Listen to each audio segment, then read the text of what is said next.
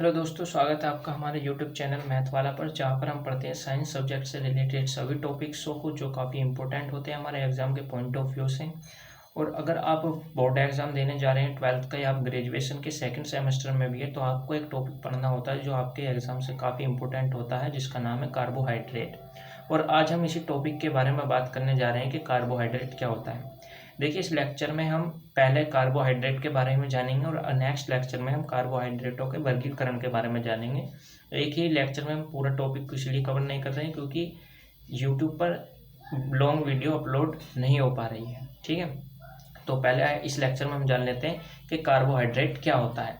देखिए, कार्बोहाइड्रेट किसे कहते हैं? कार्बन, हाइड्रोजन व ऑक्सीजन के वे यौगिक जिनमें हाइड्रोजन व ऑक्सीजन का अनुपात 2:1 होता है उन्हें कार्बोहाइड्रेट कहते हैं। तो इस लाइन का मतलब क्या है, इसको थोड़ा समझ लेते हैं। ये कह रही है कि कार्बन, हाइड्रोजन और ऑक्सीजन के ऐसे यौगिक, ठीक है, जिसमें ऐसे यौगिक जिसमें कार्बन भी होगा, हाइड्रोजन भी होगा और ऑक्सीजन भी होगा, ऐसे यौगिक।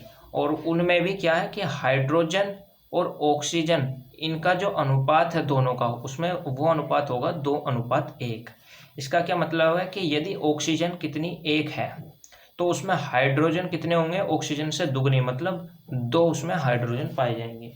यदि कार्बन, हाइड्रोजन और ऑक्सीजन वाले यौगिकों में अगर हाइड्रोजन की संख्या 2 है तो उसमें ऑक्सीजन की संख्या इसके आधी यानी कि 1 पाई जाएगी।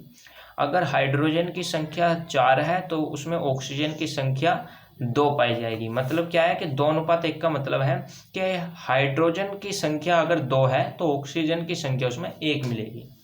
यही हमारी इस लाइन में लिखा गया है कि कार्बन, हाइड्रोजन व ऑक्सीजन के वे यौगिक जिनमें हाइड्रोजन व ऑक्सीजन का अनुपात 2:1 होता है उन्हें कार्बोहाइड्रेट कहते हैं। चलिए, इतना तो क्लियर होगा। अब बात करते हैं इसके आगे क्या लिखा है। देखिए, आगे लिखा है कि ये सामान्यतः पौधों व जंतुओं से भी प्राप्त होते हैं। मतलब क्या है कि ये हमें पेड़ पौधों से भी प्राप्त हो जाते हैं और जंतुओं से भी आसानी से मिल जाते हैं। अब देखिए आगे क्या लिखा है इसमें। कार्बोहाइड्रेट में एल्डिहाइड तथा कीटोन समूह पाए जाते हैं। अब ये क्या कहना चाह रहा है कि जो हमारे कार्बोहाइड्रेट होते हैं उसमें एल्डिहाइड और कीटोन, ये 2 समूह पाए जाते हैं। अब एल्डिहाइड समूह और कीटोन समूह होता क्या है, इसको समझ लेते हैं। देखिए, यदि किसी यौगिक में CHO समूह जुड़ा है तो उसको हम कहते हैं एल्डिहाइड। क्या कहते हैं उसको? एल्डिहाइड। और यदि किसी यौगिक में CO समूह जुड़ा है तो उसको हम कहते हैं कीटोन। क्या बोलते हैं उसको? कीटोन। तो यही बात कह रहा है कि अगर किसी कार्बोहाइड्रेट में जो हमारे कार्बोहाइड्रेट होते हैं उसमें ये एल्डिहाइड समूह और कीटोन समूह ये भी क्या है, उपस्थित होते हैं, मतलब ये भी पाए जाते हैं। अब बढ़ते हैं अगली लाइन की तरफ। अगली लाइन क्या कह रही है कि जिन कार्बोहाइड्रेटों में एल्डिहाइड समूह उपस्थित होते हैं उन्हें एल्डोज तथा जिन कार्बोहाइड्रेटों में कीटोन समूह उपस्थित होते हैं उन्हें कीटोज कहते हैं। मतलब क्या है इस लाइन का?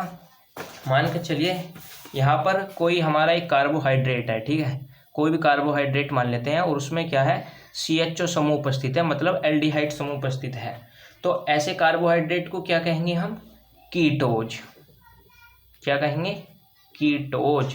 और ये ऐसे कार्बोहाइड्रेट जिसमें क्या है कि हमारा CO समूह उपस्थित है यानी कि कीटोनिक समूह उपस्थित है तो उसको क्या कहेंगे हम? सॉरी, यहाँ देखिए थोड़ा उल्टा हो गया है। अगर किसी कार्बोहाइड्रेट में एल्डिहाइड समूह उपस्थित है तो उसे एल्डोज कहा जाएगा। क्या कहा जाएगा? एल्डोज। और यदि किसी समूह में किसी यौगिक में या किसी कार्बोहाइड्रेट में CO समूह उपस्थित होता है तो उसको कहते हैं हम कीटोज।